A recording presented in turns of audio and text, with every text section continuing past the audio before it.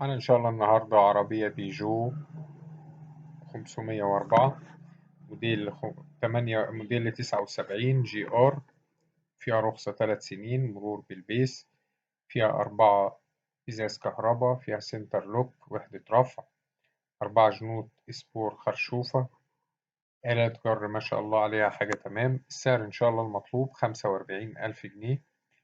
رقم التليفون هيظهر في آخر الفيديو. تاريخ العرض 28/4/2023.